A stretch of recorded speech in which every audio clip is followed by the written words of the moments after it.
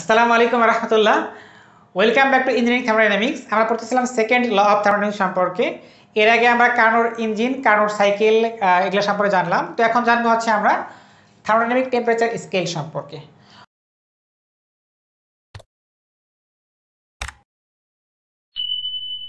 তো আমরা কার্নোর থিওরেম থেকে একটা জিনিস জানছি, যেটা হচ্ছে এই যে আমার সমস্ত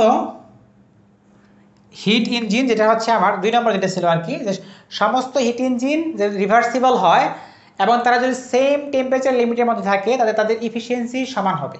মানে ব্যাপার হচ্ছে এই, যদি আমার টেম্পারেচার লিমিটার সমান থাকে, যে আমার হায়ার টেম্পারেচার এবং লোয়ার টেম্পারেচার যদি সমান থাকে, এটা যদি সেম থাকে, তাহলে এই ব্যবধানের মধ্যে কার্যকরী সমস্ত হিট ইঞ্জিনের আমার ইফিসিয়েন্সি সেম হবে উইথ রেসপেক্ট টু তাদের কি, আমরা যদি এ ইঞ্জিন চিন্তা করি, বি ইঞ্জিন চিন্তা করি, এবং সবগুলো ইঞ্জিনকে রিভার্সিবল মাইন্ড ইট, রিভার্সিবল হয় তাহলে এদের কিন্তু আমার ইফিসিয়েন্সি সমান হবে।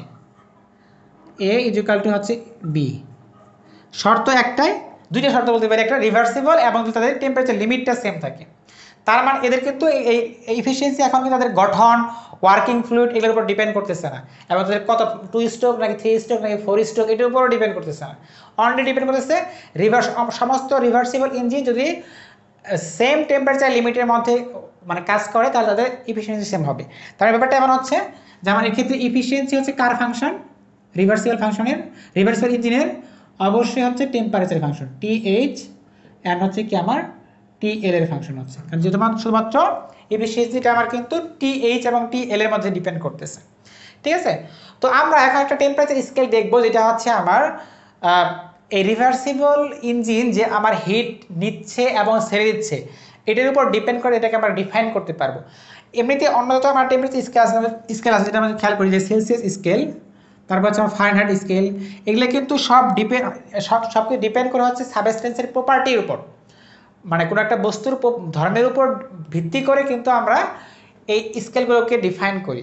আর থার্মোডাইনামিক টেম্পারেচার স্কেলকে আরেকটা নাম হচ্ছে অ্যাবসোলিউট স্কেল। এটা হচ্ছে আমার কোনো বস্তুর ধর্মের উপর ডিপেন্ড করবে না, বরং ডিপেন্ড করবে হচ্ছে একটা রিভার্সিবল ইঞ্জিনের হিট ইনপুট এবং আউট, মানে হিট ইনপুট এবং ছেড়ে দেওয়ার উপর আর কি।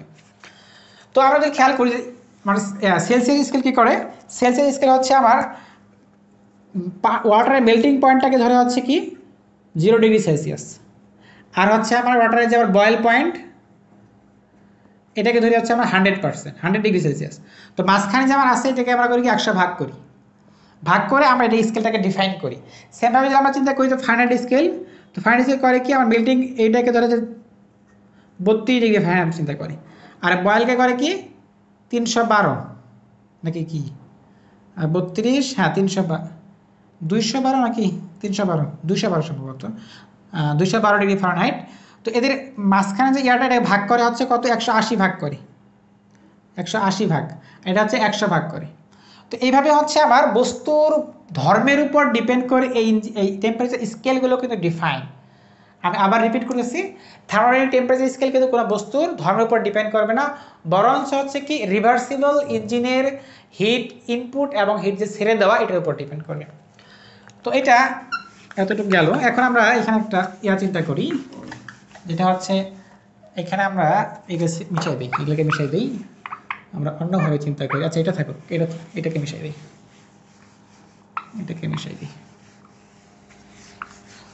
তো আমরা এখানে একটা ওই হিট এটা সোর্স থাকুক, সিঙ্কটাকে চিন্তা করি এখানে, এটা হচ্ছে T3 চিন্তা করি, এটাকে আমরা T1 চিন্তা করি।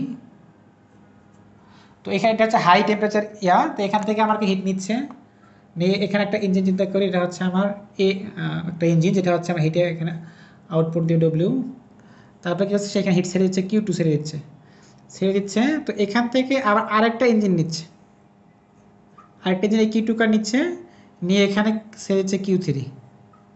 তো এখানে টেম্পারেচার হচ্ছে আমার ধরে হচ্ছে T2। ঠিক আছে, আরেকটা ইঞ্জিন সরাসরি এখান থেকে মানে T1 থেকে নিচ্ছে Q1, এবং এখানে সরাসরি ছেড়ে দিচ্ছে হচ্ছে আমার কত Q3। ঠিক আছে, দুইটা ইঞ্জিন, দুইটা হচ্ছে এটাও রিভার্সিবল ইঞ্জিন, এটাও রিভার্সিবল। ঠিক আছে, এটা হিট ইঞ্জিন, HE লিখে দিই আমরা, তাহলে বুঝতে সুবিধা হবে। H E hit engine, H E hit engine, ঠিক আছে, রিভার্সিবল হিট ইঞ্জিন। তো এখন যদি আমরা খেয়াল করি যে আমরা দেখলাম হচ্ছে কি ইফিসিয়েন্সি ডিপেন্ড করে হচ্ছে এটার উপর। তার মানে আমরা আবার কিন্তু ইফিসিয়েন্সি মানে কি জানি, ইফিসিয়েন্সি মানে কিন্তু জানি হচ্ছে আমরা 1 মাইনাস কিউ এল বাই হচ্ছে কি কিউ এইচ, ঠিক আছে। এখানে 1 2 চিন্তা করি তাহলে কি হচ্ছে, তাহলে এখান থেকে যদি খেয়াল করি এটা ইকুয়াল টু কি হচ্ছে, আমরা এখানে যদি খেয়াল করি এফ টি এইচ টি এল, এই তো নাকি। তো এখানে তো 1 তো কনস্ট্যান্ট, সো আমরা এখান থেকে বলতে পারি হচ্ছে যে অবশ্যই তাহলে কিউ এলটাকে Q L by Q H, এটা অবশ্যই হচ্ছে কি আমার এর ফাংশন অফ কি টি এইচ আর হচ্ছে টি এল এর ফাংশন, ঠিক আছে, যেটা 1 হচ্ছে কনস্ট্যান্ট, 1 নিয়ে আমার কোনো কাজ নেই। সেমভাবে এটাকে আমরা এভাবে বলতে পারি যে Q H by Q L, এটা অবশ্যই কি function of T H by T H আর টি এল এর হবে, একই কথা, ঠিক আছে। এটা যদি এটা ফাংশন হয় তাহলে অবশ্যই এটা কিন্তু এটারই ফাংশন হবে। তো এই তার মানে হচ্ছে যে আমার এই ইফিসিয়েন্সি শুধুমাত্র টেম্পারেচারের উপর ডিপেন্ড করছে, এখান থেকে আমরা এটা লিখতে পারতেছি। এখন যদি আমরা এই ইঞ্জিনগুলোতে আসি, এটা যদি আমরা 1 নাম্বার ইঞ্জিন, এটাকে ধরি 2 নম্বর ইঞ্জিন, এটাকে ধরি হচ্ছে আমার 3 নাম্বার ইঞ্জিন, ঠিক আছে। আচ্ছা লাল কালি দিলে এটা ভালো হতো না, এটাকে ধরি হচ্ছে 1 নাম্বার, এটাকে ধরি 2 নম্বর, 1 নাম্বার, এটা হচ্ছে 3 নম্বর, ঠিক আছে। তো এখন যদি এখানে ইফিসিয়েন্সিগুলো লেখার চেষ্টা করি আমরা, প্রথম ইঞ্জিন ইফিসিয়েন্সি এটাকে লিখি এভাবে 1 দিয়ে লিখি, রিভার্সিবল কিন্তু এখন আর রিভার্সিবল আর লিখতেছি না কারণ সবগুলো এখন রিভার্সিবল। তো এটাকে কী লিখতে পারবো আমরা, এটা লিখতে অবশ্যই আমার ফাংশন কি T1 আর T2, এই যে এখান থেকে যদি TH TL যদি লিখি, কারণ এখানে তো ফাংশন কি এটা থেকে আসলো, তো T1 T2, কারণ এখানে কি ইন্টারেকশন আছে T1 আর T2 এর মাধ্যমে ইন্টারেকশন হচ্ছে, T1 থেকে নিচ্ছে T2 ছেড়ে দিচ্ছে। তো এখন সেমভাবে যদি আমি 2 নম্বরটা চিন্তা করি তাহলে এটার ইফিসিয়েন্সি কী হচ্ছে ফাংশন T2 T3, কারণ হচ্ছে কি 2 নম্বর ইঞ্জিনটা আমার কি T2 টেম্পারেচার এবং T3 টেম্পারেচারের মধ্যে ইন্টারাকশন করতেছে। 3 নম্বরে চলে আসি আমরা টাউ 3-তে, তাহলে কি পাবো, এটা অবশ্যই আমার হবে এফ T1 T3, রাইট। এবং এগুলো অবশ্যই কি যে আমার এখান থেকে তাহলে কি আবার এখান থেকে লিখতে পারবো কি, এটা কিন্তু আবার এটা লিখতে পারবো আমরা। আচ্ছা আমরা এগুলো মিশাই দিই তাহলে সুবিধা হবে, মিশাই।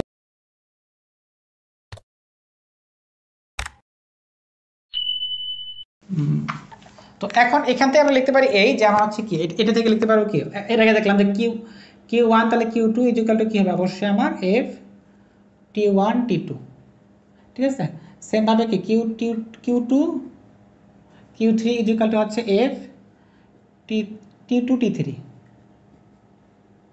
কারণ যেহেতু আমরা দেখলাম হচ্ছে QH বাই হচ্ছে QL, আমার কি ছিল F TH TL, ওইখান থেকে আমরা মানে তুলনা করে লিখলাম হচ্ছে Q1 Q2 হচ্ছে F T1 T2, Q2 by Q3 হচ্ছে আমার F T2 T3। সেমভাবে যদি আমরা এটার জন্য চিন্তা করি, এটার জন্য কী হবে তাহলে আমার Q1 আর হচ্ছে নিচে হচ্ছে Q3 ইকুয়াল টু তাহলে অবশ্যই আমার হচ্ছে কি F T1 T3 হবে, ওইখান থেকে আমরা খেয়াল করি। তো এটাকে যদি আমরা 1 নাম্বার ধরি, এটাকে ধরি 2 নম্বর, এটাকে ধরি আমরা 3 নম্বর। তো এখন যদি আমরা আবার এই Q1 Q2-কে কীভাবে লিখতে পারবো, Q1 Q3-কে লিখতে পারবো হচ্ছে এইভাবে যে Q1 Q2 গুণন হচ্ছে আবার কি Q2 Q3, এই যে Q1 Q2 Q2 Q3, এই যে এখান থেকে আমরা লিখতেছি, এইখান থেকে লিখতেছি, ঠিক আছে। তো আমরা এটা আবার কি জানি, Q1 Q2 জানি হচ্ছে আমরা Q1 Q2, এটা কি জানি F T1 T2, তাহলে হচ্ছে আমার F function of T1 T2, দেন হচ্ছে ক্রস এটা কি জানি হচ্ছে ফাংশন T2 T3, এই আবার যদি খেয়াল করি Q1 Q3, এটা কি জানি আমরা ফাংশন হচ্ছে T2 T3, সরি এই যে Q1 Q3 ফাংশন হচ্ছে আমার T1 T3, তার মানে হচ্ছে এই জিনিসটা এরকম যে এটা আমরা লিখতে পাচ্ছি ফাংশন T1 T3 আর এটা হচ্ছে আমার ফাংশন T1 T2 ক্রস হচ্ছে ফাংশন T2 T3। এখানে একটু খেয়াল আছে, একটু মজার আছে বিষয়টা, একটু বুঝি আমরা, এগুলো তো বুঝে পেয়েছি, এগুলো মিশাই দিই।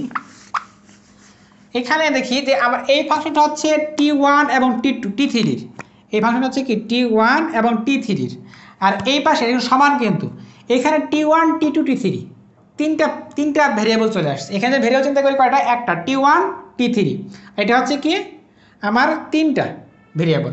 সো এটা তখনই হতে পারবে, এটা তো হতে পারবে না, কারণ এখানে কি আমার অবশ্যই দুইটা ভেরিয়েবল লাগবে, যদি আমার সমান সমান হলে এক্সট্রা করে আমি নতুন করে একটা ভেরিয়েবল আনতে পারি না। তো এটা তখনই সম্ভব যখন হচ্ছে আমার, এটা তখনই সম্ভব যখন আমরা এভাবে লিখতে পারি জিনিসটাকে।